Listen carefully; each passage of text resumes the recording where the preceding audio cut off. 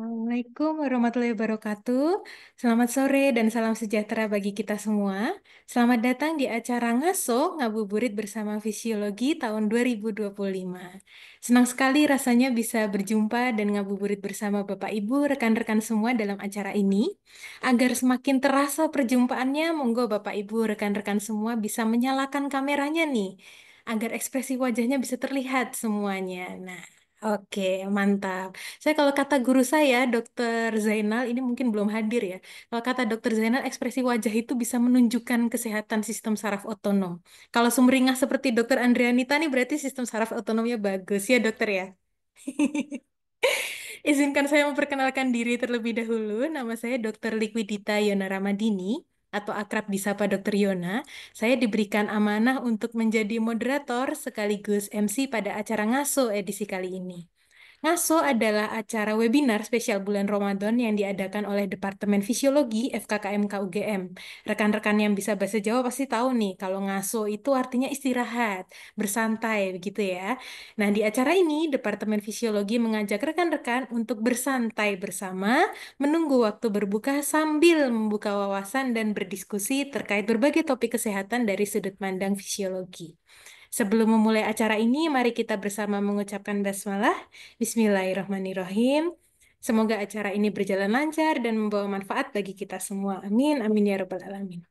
Acara neurofisiologi ngabuburit Selanjutnya, bersama mari kita simak fisiologi bersama ngaso. sambutan dari Kepala Departemen Fisiologi FKKMK UGM kepada Profesor Dr. Diki Mohrizal, Spesialis Andrologi Konsultan IFM. Kami persilahkan.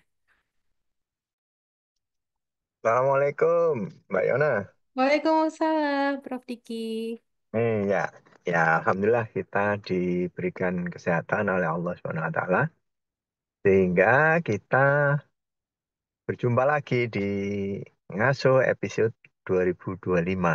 Ya kan kemarin sudah kita mulai dengan Ngaso episode 2024. Ya konsistensi mempersembahkan yang terbaik di Ngaso 2024. Ternyata Alhamdulillah mendapat sambutan. Kemudian kita lanjutkan di Ngaso 2025. Nah, ada yang berbeda dengan Ngaso 2024 ini, Mbak Yona.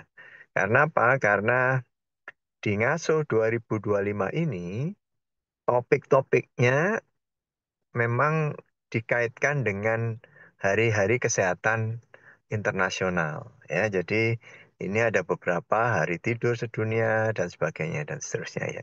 Nah, kita akan memberikan beberapa eh, sharing lah begitu tentang pengetahuan terkait dengan fisiologi dari berbagai macam sumber. Dalam hal ini eh, sumbernya memang sudah tidak diragukan lagi ya, Mbak Yona ya, Dokter Yona. Sumbernya semuanya berkompeten dengan bidangnya. Nah, kali ini ada Dokter Andrianita dan ada Dokter Jajar. Dokter Andrianita terkait dengan apa itu gastrointestinal, fisiologi gastrointestinal, metabolisme dan nutrigenom juga ya. Kemudian ada Dokter Jajar terkait dengan endokrin, yang di mana penelitian beliau ini banyak tentang sirkadian juga ya. Nah ini yuk kita dengar apa itu uraian dua narasumber hebat kita pada sore hari ini. Saya berharap semuanya berjalan lancar dan makin banyak tercerahkan dengan ilmu-ilmu dari para narasumber yang ada. Terima kasih Dr. Yona. Selanjutnya selamat mengikuti NGASO 2025. Terima kasih. Ya, terima kasih Prof. Diki atas sambutan yang telah diberikan. Selanjutnya kita akan foto bersama dulu, Prof. Bapak Ibu sebelum masuk ke sesi pemaparan. Dia khawatirkan kalau foto bersamanya di akhir sesi ini wajahnya sudah berubah dari sumringah jadi kelaparan ini. Ini Hmm. maaf Dr. Yona, saya nggak bisa Oke, menyalakan kamera karena rusak. betul apa-apa Prof. Ya, Ini ya, foto ya, profilnya sudah ya, menggambarkan Prof. Diki yang ya, awet ya, muda. ya. Yang, Ya, yang ini belum matur menyalakan nuwun. kameranya, yang belum menyalakan kameranya silakan untuk dinyalakan sejenak. Mbak Etsa, mohon bantuannya untuk memberikan aba-aba ya. Kan kameranya J. Ya, baik. Kalau sudah disebut ada yang belum. Oke, boleh open cam dulu Bapak Ibu biar wajah cantik gantengnya terlihat. Dia, oke. Kita hitung dulu. Siap-siap. Satu, dua, tiga. Oke. Mungkin sekali lagi ya. Satu, dua, tiga. Oke, baik. Terima kasih Bapak Ibu. Selamat mendengarkan kajian kali ini. Baik, Itu terima Mbak Yona. kasih Mbak Etsa, terima kasih Prof, Bapak Ibu, rekan-rekan semuanya. Setelah ini kita akan masuk ke agenda utama. Nanti Bapak Ibu dan rekan-rekan yang sekiranya ingin bertanya, silakan untuk bisa menulis di kolom chat atau menggunakan fitur raise hand saat sesi tanya jawab. Topik pembicaraan kita kali ini adalah nutrisi seimbang untuk puasa sehat. Cocok sekali untuk rekan-rekan yang selama bulan Ramadan, apalagi jam-jam kritis begini, isi pikirannya cuma mau buka pakai apa ya, mau buka pakai apa ya. Atau mungkin ya ibu-ibu sudah mulai memikirkan besok sahur mau masak apa ya. Nah, di sesi pertama ini kita akan dibersamai oleh Dr. Andrianita Meliala, PhD IFM. Selamat sore, Dr. Ita. Selamat sore, Dokter Yona. Terima kasih. Monggo dokter, kalian persilakan untuk sharing perspektif fisiologi ya dok ya, dari pentingnya menjaga keseimbangan nutrisi, tentunya serta strategi menjaga nutrisi seimbang selama menjalani ibadah puasa. Monggo dokter, kalian persilakan. Baik, saya mohon izin untuk share screen ya. Silakan dokter. Ya. Terima kasih Mbak Yona untuk kesempatannya. Pertama-tama, Assalamualaikum warahmatullahi wabarakatuh. Izinkan saya untuk share sedikit mengenai materi strategi nutrisi cerdas saat berpuasa. Jadi, kenapa sih mesti strategi cerdas gitu? Karena memang kita pada saat berpuasa ini punya restriksi waktu makan. Jadi mulai dari maghrib kita baru bisa mulai mengonsumsi sesuatu dan sebelum fajar mulai kita sudah harus menghentikan. Nah, dan ini ada jam-jam yang eh, jam tidur begitu ya. Jadi waktu kita rasanya terbatas begitu. Padahal kita juga tidak bisa mengurangi kualitas dalam produktivitas kerja kita di waktu mulai fajar sampai dengan maghrib. Sehingga mungkin dari fisiologi akan menyampaikan bagaimana ya tata kelola kita, cara yang cerdas, strategi begitu, untuk bisa tetap mendapatkan jaminan ketersediaan energi untuk kita beraktivitas, tetapi dan juga status hidrasi yang cukup. Tetapi dengan waktu yang terbatas itu tidak menghalangi kita begitu. Jadi kita bisa mulai dari slide yang pertama kita ini. Kalau kita tahu manfaat puasa bagi aspek spiritual sudah jelas, dan aspek kesehatan ternyata memang sudah juga banyak diketahui bahwa itu mendukung kesehatan mental, juga sarana kita untuk detoksifikasi. Kita ketahui bahwa saluran cerna kita ini dari mulut ya panjang sekali, dan ketika kita dalam kondisi makan 3 kali sehari, bahkan kadang-kadang di antaranya itu ada ngemil dan seterusnya, itu akan membuat saluran ini menjadi sangat sibuk dan tidak punya waktu untuk membersihkan. Sehingga kita memanfaatkan justru pada saat puasa ini adalah wadah yang baik, sarana yang baik untuk melakukan atau terjadinya detoksifikasi. Dan untuk orang-orang tertentu juga akan ada manfaat untuk manajemen berat badan. Tentunya secara spiritual adalah meningkatkan keimanan. Namun ketika kita tidak menerapkan eh, cara kelola yang baik mengenai nutrisi ini saat puasa, maka kita akan dirugikan begitu. Kalau kita tidak memikirkannya dengan lebih serius begitu. Yang jelas ketika kita justru mengharapkan produktivitas yang tinggi, malah justru berkurang kualitasnya dan produktivitas dalam bekerja. Dan kita juga ketahui kalau misalnya di sini ada yang biasanya pada saat tidak puasa, pagi hari kita butuh energi tinggi, tapi kita salah makan. Kita makan terlalu lengkap pagi hari yang justru akan melelahkan kita karena aliran darah akan terfokus untuk mencerna, begitu. Dan kemudian apabila tidak berhati-hati bisa terjadi dehidrasi dan ketidaknyamanan pada saluran cerna. Untuk itu kita perlu bahas sedikit yuk strategi untuk memastikan ketersediaan energi yang berkelanjutan itu bisa bisa kita andalkan begitu. Jadi apakah keseimbangannya mengenai protein, lemak, karbohidrat, dan juga mikronutrien seperti vitamin, mineral. Dan seperti apa protein yang sebaiknya kita asup, lemak apa yang sebaiknya kita asup, dan karbohidrat jenis apa yang harusnya akan menolong kita untuk lebih produktif atau tetap produktif, dan juga hidrasi yang cukup karena konsumsi cairan ini penting sekali. Dan bonusnya pada saat puasa ini kita justru bisa melatih karena restriksi tadi dan kebutuhan untuk tetap produktif, kita bisa mulai menerapkan mindful eating habit. Jadi menentukan apa yang dimakan, seberapa yang dimakan, kapan dimakan, kemudian bagaimana makan dengan mindful, dengan pelan, kemudian justru di situ kita bisa betul merasakan makanan sebagai panggilan kebutuhan energi dari tubuh, bukan secara emosional. Waduh, saya udah puasa nih seharian, sekarang waktunya untuk balas dendam misalnya gitu, atau waktunya untuk makan banyak. Tapi tidak seperti itu. Juga kemudian kita bisa menghindari makanan-makanan yang justru merugikan seperti junk food, dan memilih makanan yang punya kandungan phytochemical atau juga makanan yang kaya antioksidan. Inilah yang akan membantu kita untuk tetap segar, tetap produktif, dan bulan Ramadan ini bisa kita lalui dengan banyak keuntungan setelah bulan puasa ini. Nah, kita membaca banyak bahan pangan ya yang direkomendasikan dalam kitab suci Al-Quran, juga ada sunnah begitu ya. Ada kurma, ada timun, ada semangka, ada anggur, ada buah tin atau ficus carica atau fix, dan juga ada labu. Nah, ini menarik. Sejak zaman dahulu ini sudah disampaikan begitu ya. Nah, kita bisa memanfaatkan bahan-bahan ini untuk menunjang puasa kita yang lebih lagi berkualitas.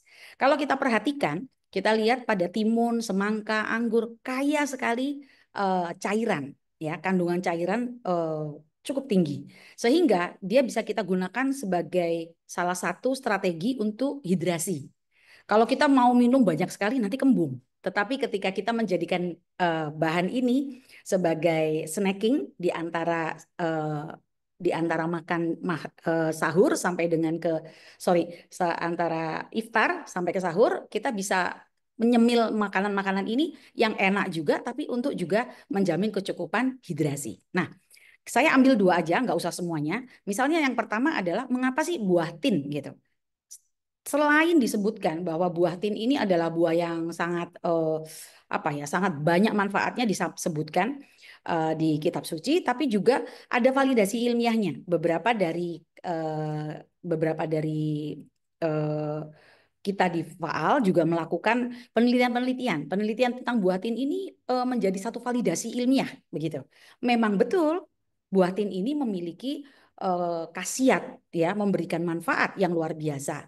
Salah satunya adalah waktu itu kita melakukan penelitian mengenai buah fikus ini untuk melawan kondisi-kondisi yang terjadi stres oksidatif. Dia berfungsi sebagai antioksidan yang sangat baik. Nah, kenapa kita bisa lihat di sini bahwa kandungan air, protein, lemak, karbohidrat, dietary fiber, dan juga gulanya ini sangat baik, dan ditambah dengan fitokimia yang bisa kita lihat di slide yang sebelah kanan.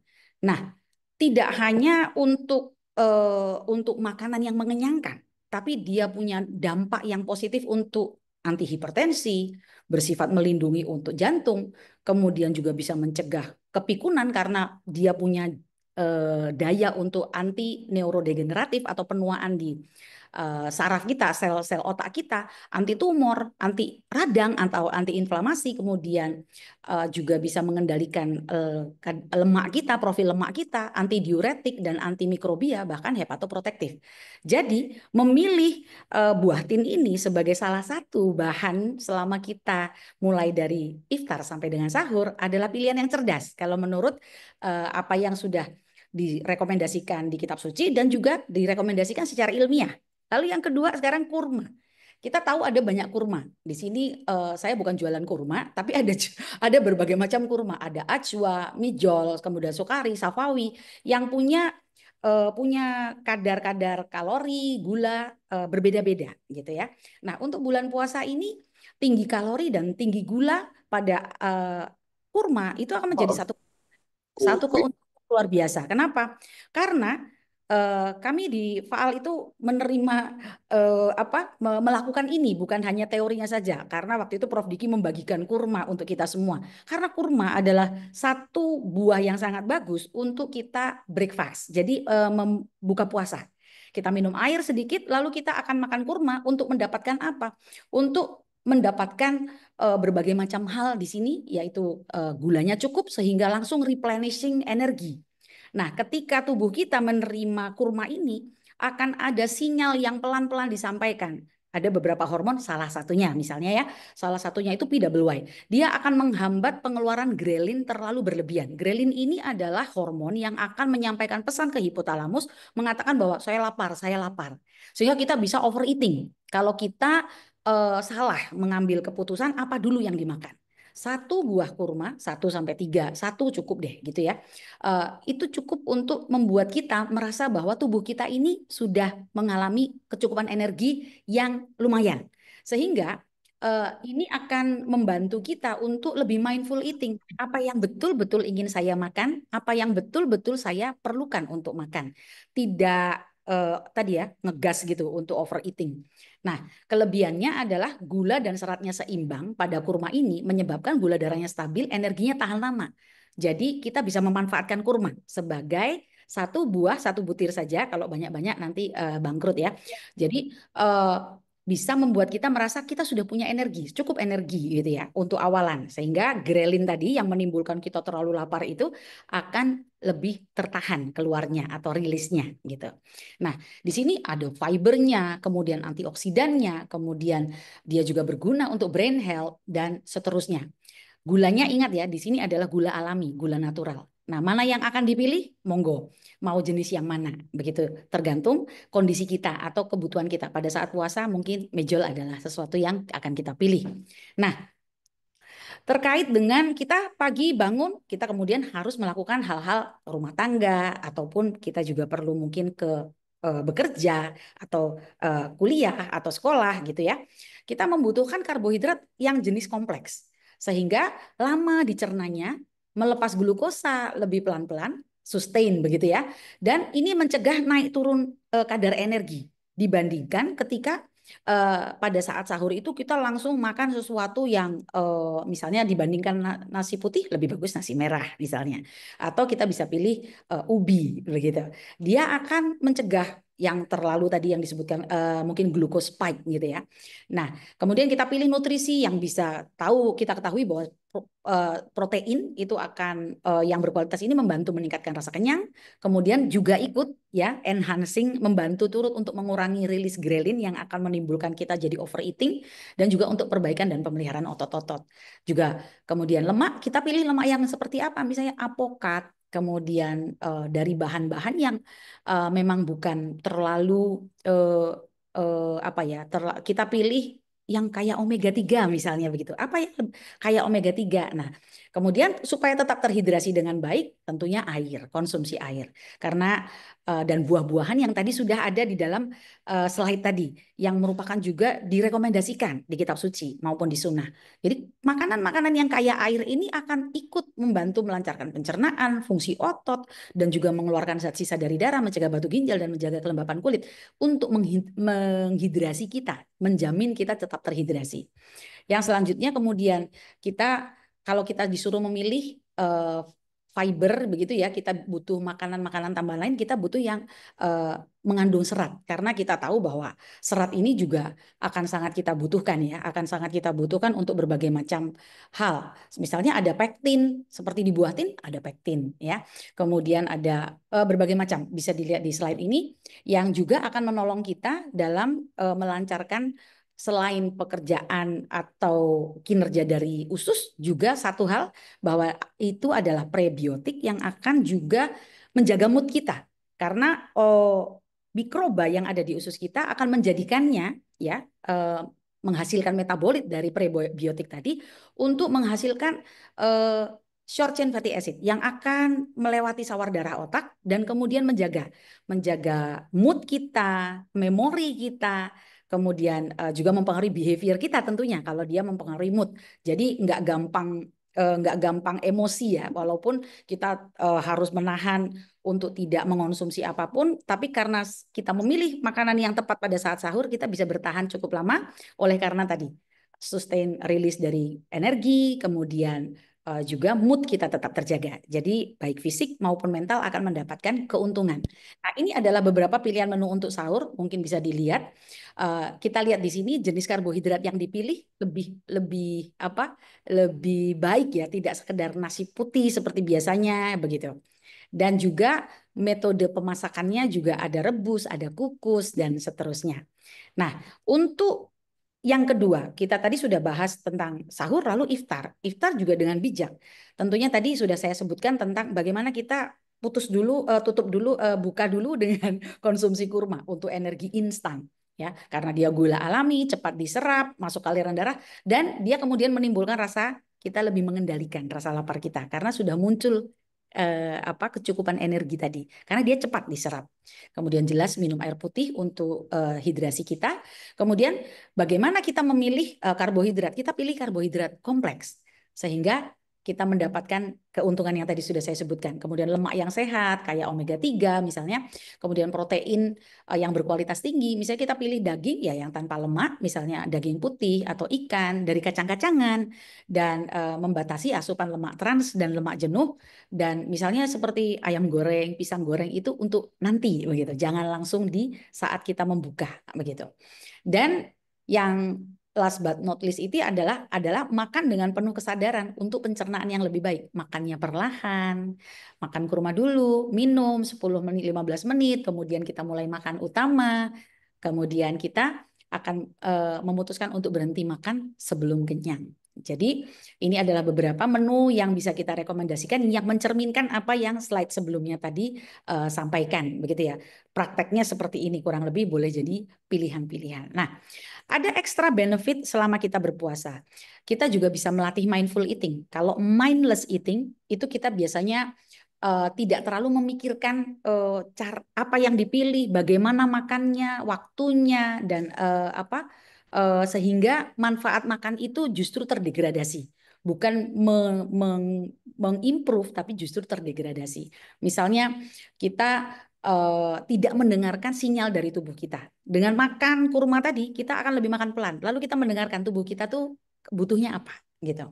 Kemudian kita juga makan yang tidak sambil lihat handphone, tidak sambil ngelihat sosmed misalnya begitu ya, tidak disambi dengan sesuatu yang lain gitu, misalnya sambil komen apa dan seterusnya, tapi eating ya makan ya makan begitu.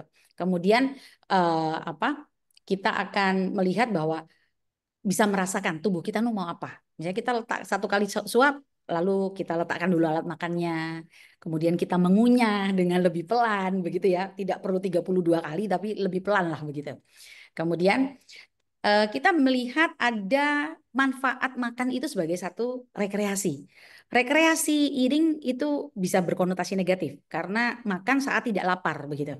Tetapi yang saya mau ambil adalah yang makna positifnya, bahwa ketika kita memilih makanan dengan seksama, warnanya, cara masaknya, dan kita tahu ini bermanfaat untuk kita, maka dia memiliki manfaat juga untuk membuat kita itu moodnya lebih positif. Misalnya kita pergi rekreasi itu kan untuk supaya mood kita positif ya. Nah, makan ini juga punya makna rekreasi. Ketika kita memikirkan apa yang akan kita makan nanti untuk sahur maupun iftar, akan menimbulkan juga mood yang baik begitu. Nah, atau mood positif. Nah, di sini contohnya slide ini menyampaikan bahwa ketika kita melakukan mindful eating atau menerapkan mindful eating, dia juga membangun kesehatan mental gitu. Jadi berbagai macam di sini kita sebutkan ya bahwa protein itu kita mengunyah dengan pelan karena kita gabungkan dengan mindful eating. Makannya pelan, dikunyah, kemudian kita bisa mendapatkan absorpsi yang terbaik karena sudah bercampur dengan saliva, maaf.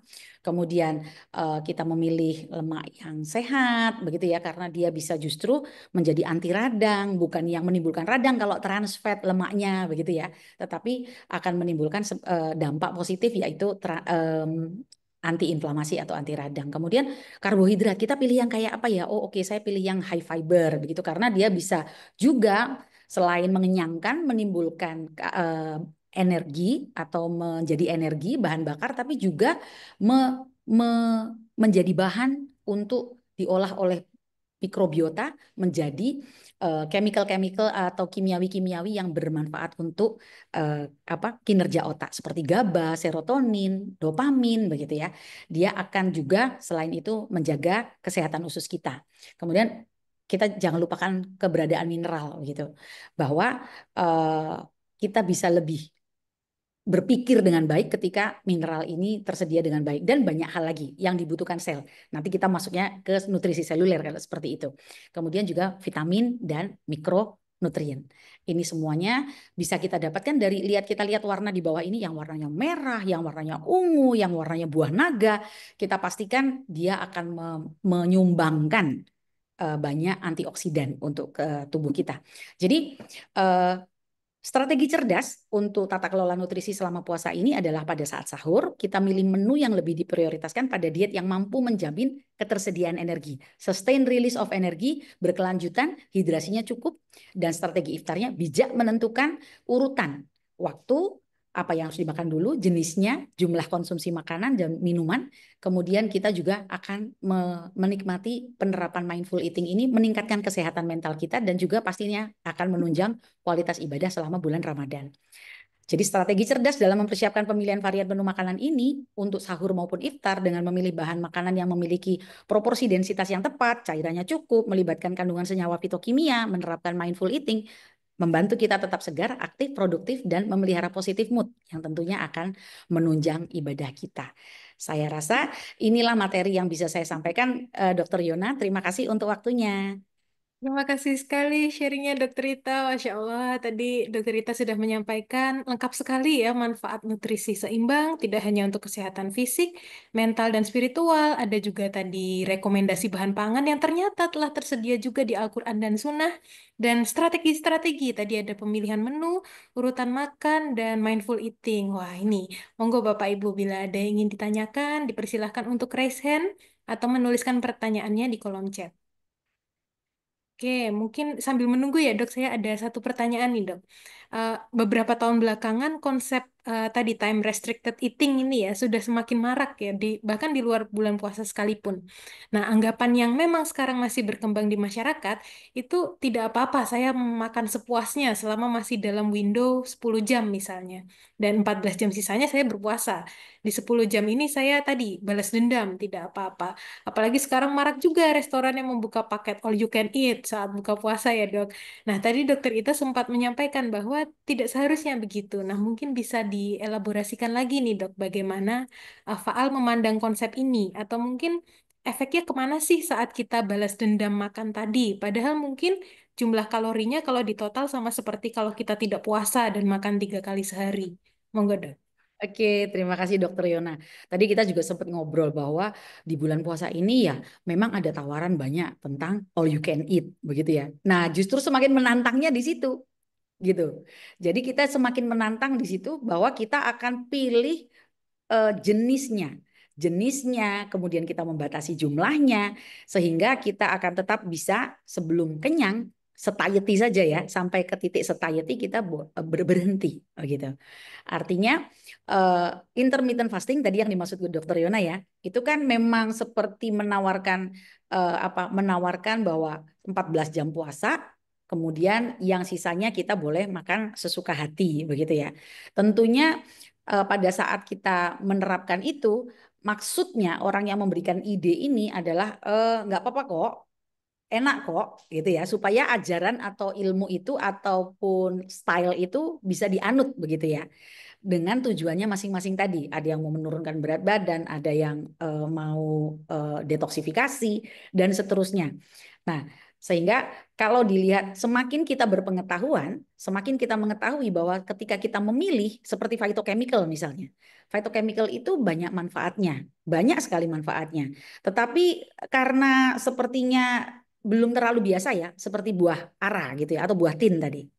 Kan masih belum biasa. Padahal di luar negeri sudah menjadi buah kering, sudah menjadi salad, sudah menjadi side dish gitu. Di mana-mana sudah banyak yang pakai. Tapi kita masih merasa bahwa itu bukan buah tanaman kita. Padahal itu sangat mudah ditanam di Indonesia dan banyak digunakan. Ya, jadi justru pada saat ada tawaran all you can eat itu, nah di sini nih kita mindful eatingnya gimana nih? Karena ketika mindful eating itu diterapkan kan juga menunjang kesehatan mental. Jadi sudah kita puasa, iman ditingkatkan, kemudian kesehatan mental juga semakin baik, dan tubuh kita juga semakin sehat. Kan sangat banyak manfaatnya ketika kita lebih memilih apa yang harus diasup, begitu. Baik, terima kasih dok. Memang menggoda iman sekali dok, all you can eat itu, apalagi makanan dijajarkan banyak. Aduh. Baik, ini sudah ada 2 pertanyaan lagi. Mungkin karena keterbatasan waktu, kita batasi di 2 pertanyaan ini saja, nggih, Bapak Ibu. Nanti kalau ada yang ingin bertanya lagi, bisa mengisi kolom chat saja. Kemudian kami usahakan untuk dijawab dengan Dokter Ita di sesi terpisah, mungkin ya dok ya. Baik, ini pertanyaan berikutnya dari Dokter Rahma. Dok, berpuasa kadang membuat cadangan glikogen kita turun, sehingga kadar gula darah turun dan menjadi lemas. Nah, bagaimana agar cadangan glikogen kita tetap baik selama puasa? Monggo, dok. Yes. Jadi tadi sebetulnya sudah ada jenis-jenis makanan yang akan dirilis secara sustain gitu ya, secara lambat tapi terus. Jadi memang pada saat kita tidur pun sebetulnya pada saat tidak bulan puasa ya, pada saat kita tidur kita tidak makan, tapi kita harus bernafas, kita harus mendetakkan jantung, usus kita bergerak, saliva kita juga dikeluarkan dan berbagai macam hal. Artinya kita tetap butuh energi loh, gitu. Kemudian glikogen akan dipecah untuk memastikan energi yang dibutuhkan atau bahan bakar yang dibutuhkan untuk kita tetap hidup itu tetap ada gitu ya. Pada dasarnya kita itu bisa tanpa apapun, tidak makan apapun sampai dengan 5 hari pun kita aman. Itu sebagai cadangan pemikiran kita untuk menegasi bahwa puasa itu aman gitu kan. Tetapi tadi tidak bisa di kita abaikan juga. Ketika glikogen mulai ditarik, di situ akan timbul rasa ingin makan karena tubuh kita itu akan melepaskan hormon yang namanya grelin tadi. Dia muncul ketika keseimbangan energi mulai negatif untuk menjamin bahwa supaya orang ini mencari sumber energi begitu untuk makan. Nah, salah satu cara yang paling tepat di situ adalah memilih makanan pada saat sahur yang dilepas karbohidrat kompleks maksud saya, yang nantinya akan melepaskan gula atau energi itu secara perlahan. Dicernanya pelan, otomatis kalau dicerna itu kan modal untuk diserap. Nah, ketika dicernanya pelan, diserapnya pelan, maka kita boleh berharap atau boleh memprediksikan bahwa kadar gula kita akan cenderung stabil, konsisten gitu. Begitu Dokter Rahma? Baik, satu pertanyaan lagi dokter dari Mas Agung Prasetya. Buah yang bagus untuk mencegah kanker kolon apa nih dok? Wah, ini mumpung di bulan puasa katanya beliau ingin merubah pola makan hidup sehat dok. Monggo. Buah itu hampir dikatakan semuanya baik ya. Cuman misalnya orang dengan diabetes mellitus tentu yang manis-manis harus dikurangin. Boleh, tapi dikurangin. Misalnya makan rambutan jangan 1 ikat, 2 butir, 3 butir begitu. Jadi kalau dikatakan apa yang paling menghindarkan kita dari CA kolon misalnya gitu. Tentunya apa sih yang menyebabkan misalnya seperti itu? Yang paling membantu adalah serat. Serat dari sayuran itu akan sangat membantu. Jadi apapun itu serat sayuran, serat buah itu akan sangat membantu untuk kita mendapatkan lumen atau lorong usus yang bersih begitu, sehingga lipatan-lipatan yang ada di tepi di keliling itu bisa cukup bersih karena fiber atau serat itu akan ikut membersihkan sebagai tim kebersihannya ya, pasukan bersih-bersih begitu. Jadi kalau ditanya tentang apa yang mencegah begitu, tentu yang nomor 1 tentu saja adalah fiber content. Lalu untuk jika ada inflamasi maka makanan-makanan, buah-buahan, sayuran yang terutama buah yang warnanya pigmennya itu betul-betul pekat begitu ya, akan banyak antioksidan. Kemudian seperti tadi buah tin itu memiliki antiinflamasi ya, kurma dan seterusnya, itu sebetulnya semua dari makanan itu bekerja seperti matriks. Tidak hanya kita ambil fibernya saja, tapi matriks yang membangun buah itu atau makanan itu dia akan bekerja bersama-sama untuk tadi membuat rasa nyaman, kemudian radang juga diredakan, kemudian gerakan usus juga akan lebih terjamin. Kurang lebih begitu. Baik, terima kasih jawabannya Dokter Ita. Mohon maaf karena keterbatasan waktu untuk tanya jawab sesi pertama ini kami sudahi ya Bapak Ibu. Untuk pertanyaan yang belum terjawab, insya Allah akan dijawab di kolom chat atau di kesempatan berikutnya. Sekali lagi kami ucapkan terima kasih kepada Dokter Andrianita telah berkenan untuk sharing terkait nutrisi seimbang untuk puasa sehat. Terima kasih Dokter. Thank you, Dokter Yona. Terima kasih semuanya. Oke, kita akan masuk ke sesi kedua. Kembali kami ingatkan kepada Bapak, Ibu, dan rekan-rekan yang sekiranya ingin bertanya, silakan untuk bisa menuliskan pertanyaannya di kolom chat atau menggunakan fitur raise hand saat sesi tanya jawab. Dan Bapak Ibu juga bisa mengisi link presensi yang juga telah disediakan oleh panitia di kolom chat. Nah, topik pembicaraan kedua kita kali ini berjudul tidur sehat saat puasa, bisa dong? Nah, tepat sekali ini occasion-nya Bapak Ibu karena tanggal 14 Maret besok kita semua akan memperingati hari tidur sedunia, World Sleep Day. Tapi bukan berarti di hari itu kita akan tidur terus ya Bapak Ibu ya. Nah, biasanya ada nih kaum-kaum yang kalau puasa banyak tidurnya sampai ditegur oleh orang tua atau pasangannya tidur terus gitu ya. Nah, silahkan mencari bekal pembelaan dengan menyimak sesi materi kali ini. Tapi tunggu dulu juga ya, tidurnya ini tidur yang bagaimana dulu nih? Nah, telah hadir untuk diskusi bersama kita Dr. Erja Setiawan, Master of Science PhD. Selamat sore, Dokter. Ya, selamat sore Dokter Yona. Oh enggak, Dokter, kalian persilahkan untuk berbagi ilmu ke rekan-rekan semua. Kalau dari perspektif fisiologi ini yang dikatakan tidur sehat itu seperti apa sih, Dok? Dan tips triknya untuk bisa tetap tidur sehat saat bulan puasa. Kami Ya, persilahkan, Dokter. terima kasih. Saya izin share ya.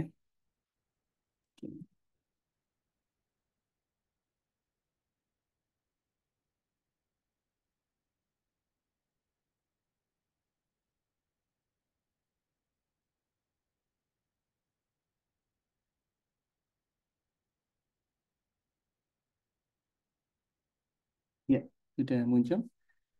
Baik, terima kasih atas kesempatannya. Jadi di sore hari ini ya, eh, topik yang saya tampilkan adalah tidur sehat di bulan puasa. Sepertinya kita semua mengalami masalah perubahan pola tidur ya, karena ada pergeseran waktu makan dan juga eh, waktu bangun dan waktu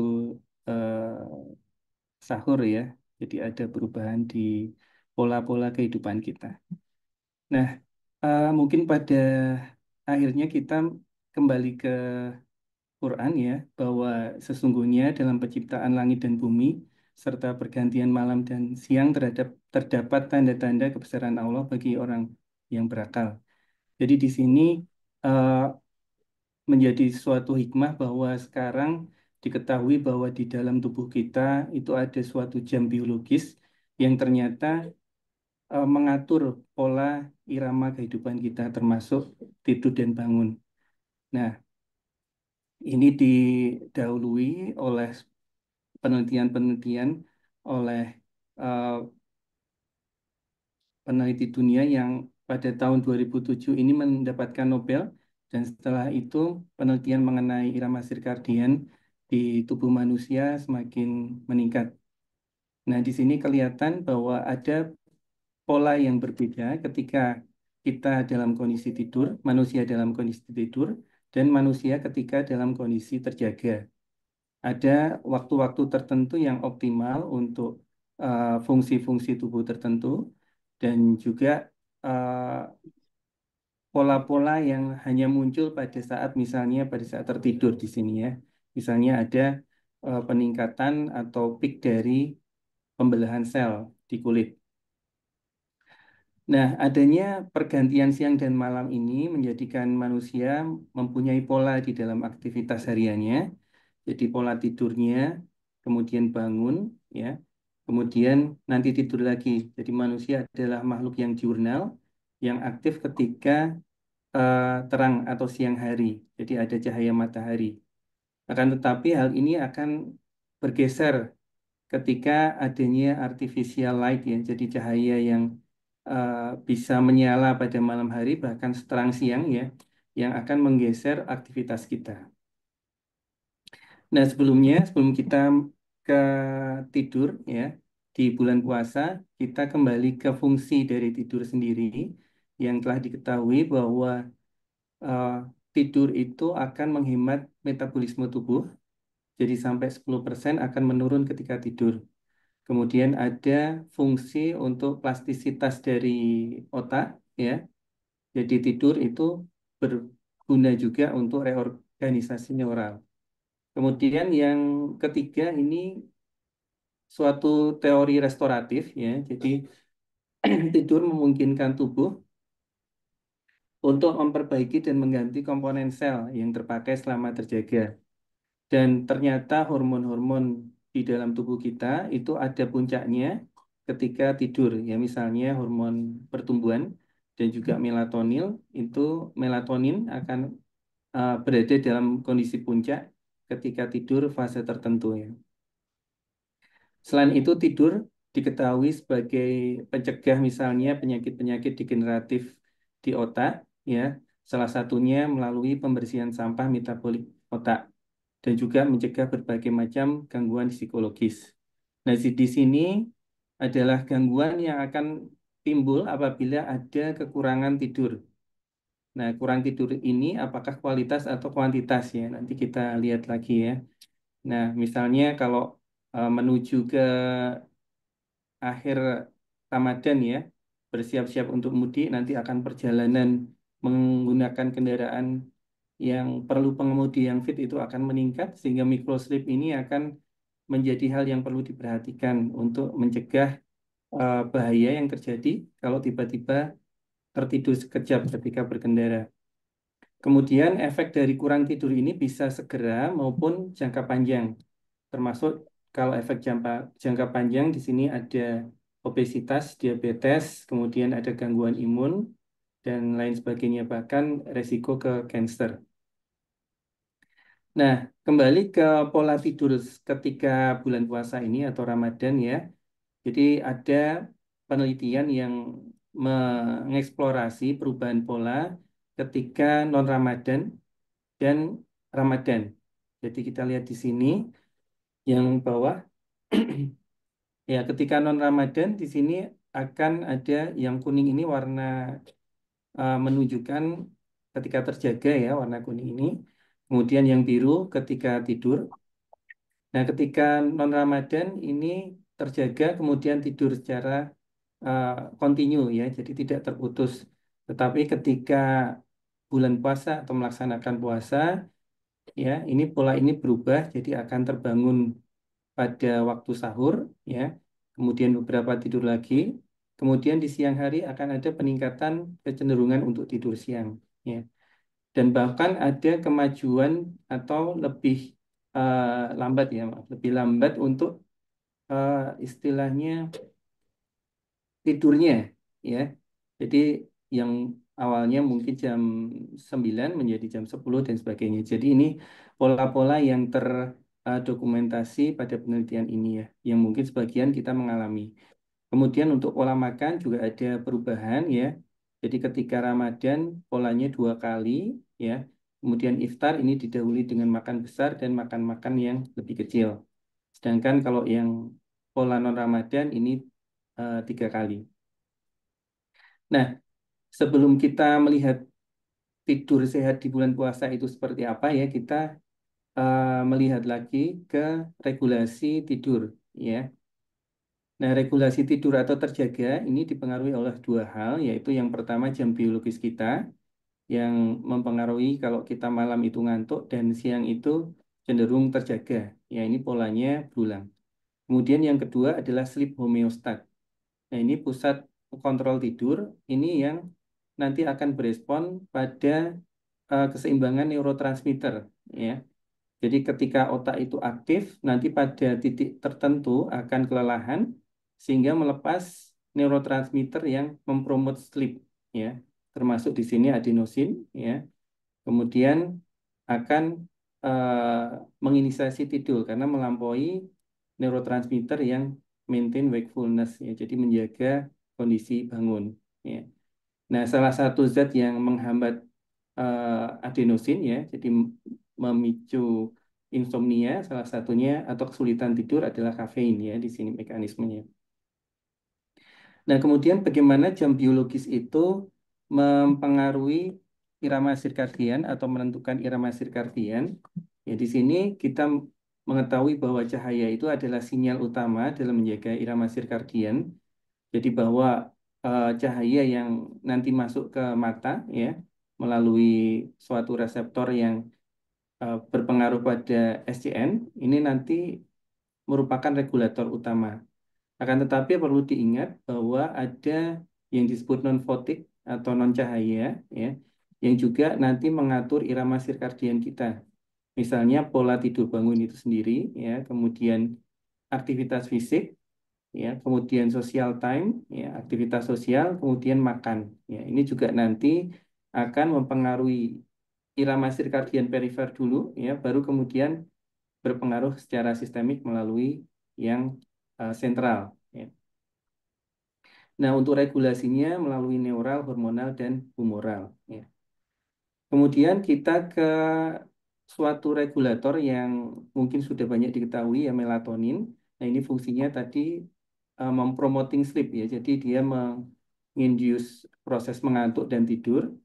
Nah, melatonin ini akan dihambat oleh adanya cahaya, ya, sehingga ketika siang hari sintesisnya itu akan turun, ya, dan malam hari ketika gelap itu meningkat.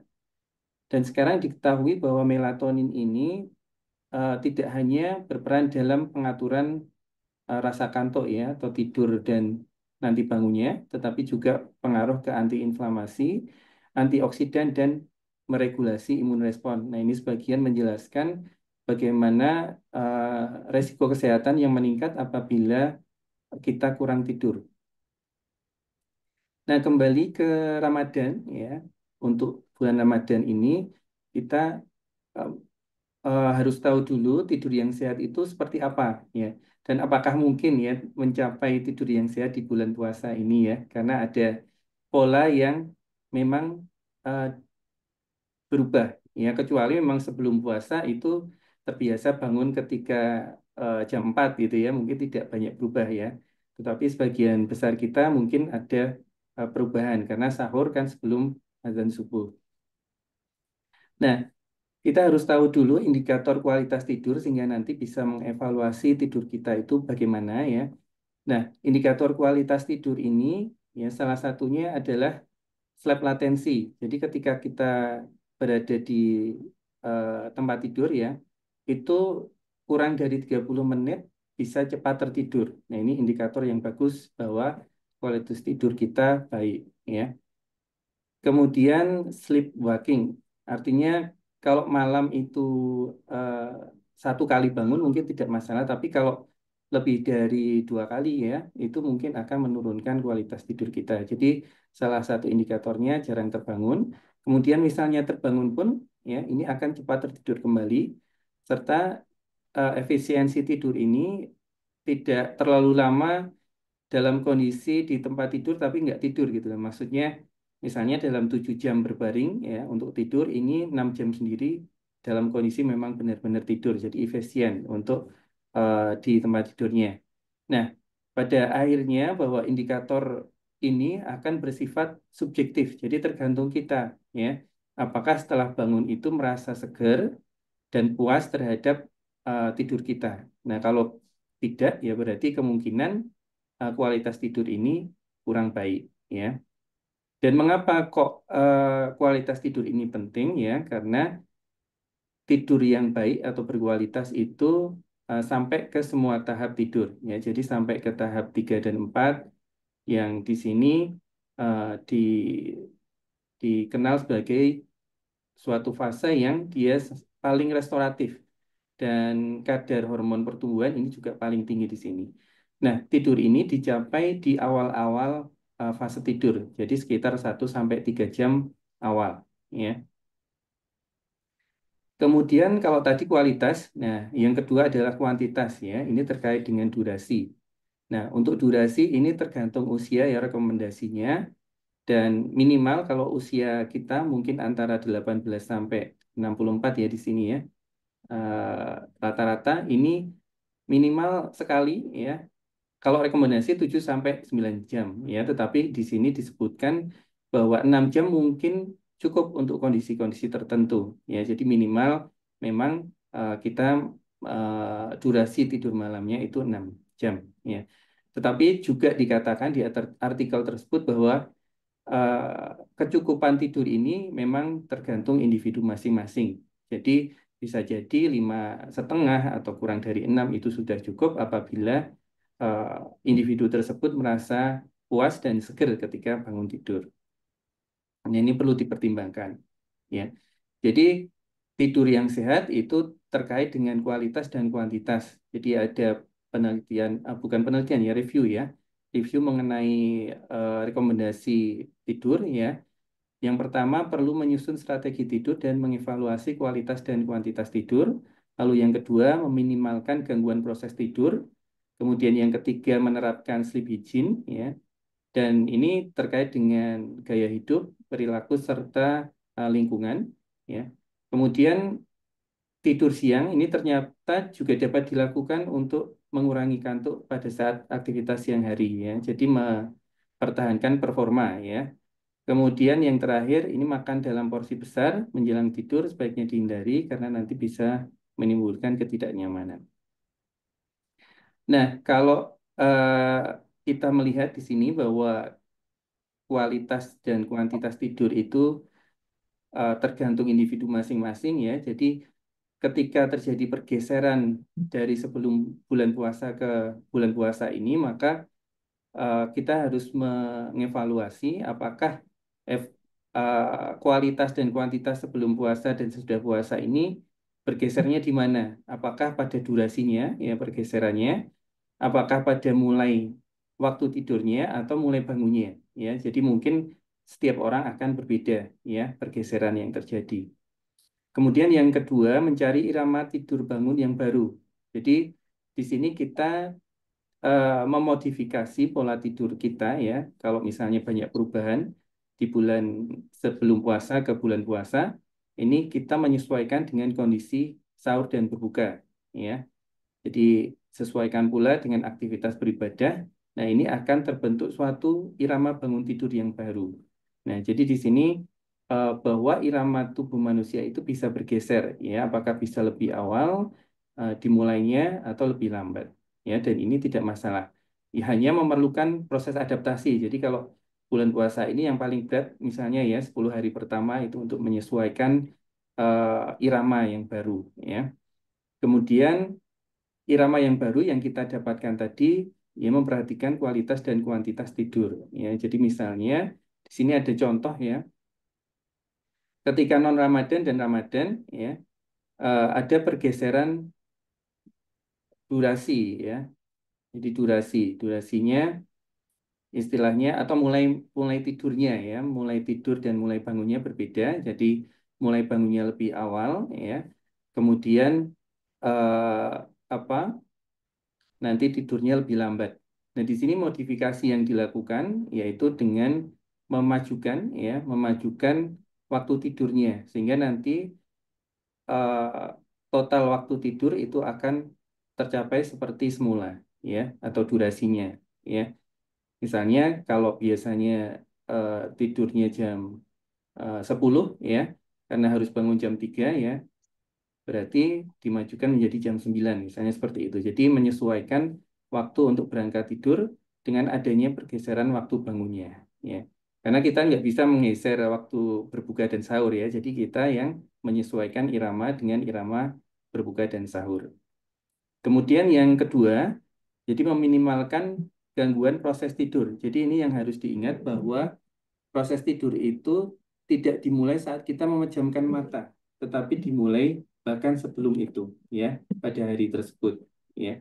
Misalnya aktivitas fisik, kemudian hormon melatonin itu juga tidak bekerjanya ketika memejamkan mata, tetapi beberapa waktu sebelumnya, ya.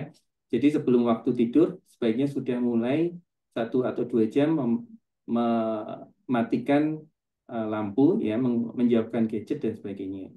Kemudian kafein kopi, ya, atau suplemen, ya. Jadi hati-hati suplemen juga ada yang mengandung kafein yang terkadang berefek ke susah tidur. Nah, ini diminimalkan. Kemudian 2 hal yaitu stimulasi eksternal, sensorik. Jadi kita sudah belajar tadi kalau yang paling besar itu adalah cahaya ya. cahaya yang sekarang itu bisa berasal dari lampu artifisial atau dari gadget, dan itu akan mengganggu sekresi melatonin, ya, termasuk nanti tidurnya juga akan terganggu, ya. Kemudian yang tidak kalah penting adalah stimulasi internal. Ini juga perlu diperhatikan karena preokupasi pikiran, ya, terhadap sesuatu itu akan semakin membuat kita terjaga, ya. Jadi berpikir tentang sesuatu hal, ya, itu akan membuat kita susah untuk tidur. Jadi perlu relaksasi atau misalnya memilah aktivitas atau tugas yang bisa dilakukan pada siang hari, ya, tidak memaksakan diri untuk malam hari, ya. Kemudian melakukan hal-hal yang menenangkan dan tidak menstimulasi overthinking, ya, misalnya sosial media, ya. Itu selain dari cahayanya juga dari kontennya, ya, apakah kita menjadi aktif secara proses berpikirnya. Nah, ini yang mungkin perlu diperhatikan dua hal ini, ya. Jadi pertama, kita mengevaluasi dulu bagaimana tidur kita berubah dan bagaimana kita menyesuaikan dengan pola bangun tidur yang baru, ya, termasuk aktivitas ibadah di dalamnya. Kemudian yang kedua, meminimalkan gangguan pada proses tidurnya sebelum dan saat tidurnya, ya. Jadi eh, ini akan dapat meningkatkan kualitas. Jadi tidak banyak waktu yang diperlukan di tempat tidur sebelum tertidur. Nah, itu akan sangat efisien untuk waktu tidur kita.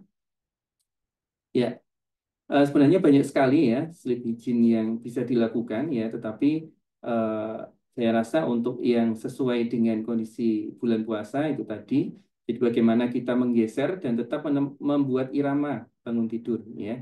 Jadi bagaimana irama bangun dan tidur itu tetap sama tiap harinya, ya. Misalnya terganggu ya tidak terus-menerus, ya. Jadi ada pola-pola yang tertentu, ya. Kemudian bagaimana kita membatasi gangguan saat tidur, ya, dan juga menjaga agar stimulasi internal, ya, dan eksternal itu minimal. Oke. Jadi seperti itu untuk kualitas dan kuantitas, ya, itu sangat tergantung pada individu, ya, walaupun memang ada rekomendasi yang bisa dijadikan acuan umum, ya. Oke, terima kasih Dr. Yona. Sepertinya sudah cukup dari saya. Baik, terima kasih sekali sharingnya Dokter Jajar. Tadi kita sudah belajar bersama terkait jam biologis tubuh, manfaat tidur. Kemudian kita telah membicarakan juga bahwa tidur yang sehat itu tidak hanya dilihat dari durasi atau kuantitas, tapi juga kualitas, ya Dok, ya. Tadi juga salah satu strateginya adalah dengan sleep hygiene dan memastikan jam tidur setiap harinya konsisten. Baik, monggo Bapak Ibu bila ada yang ingin didiskusikan, dipersilahkan untuk raise hand atau menuliskan pertanyaannya di kolom chat. Sambil menunggu, mungkin saya ada satu pertanyaan, dokter. Iya. Jadi, kan tadi durasi tidur yang direkomendasikan untuk orang dewasa rata-rata 7-9 jam ya, dok, ya. Misal kebutuhan tidur saya balik nih, dok. Jadi untuk memenuhi 7 jam, saya tidur dari jam 12 siang sampai jam 3 sore misalnya. Kemudian malamnya karena saya mau memperbanyak ibadah sepertiga malam terakhir misalnya, saya tidur hanya dari jam 9 malam sampai jam 1 dini hari. Jadi siangnya 3 jam, malamnya 4 jam. Bukan hanya sekedar memajukan jam tidur malam tadi.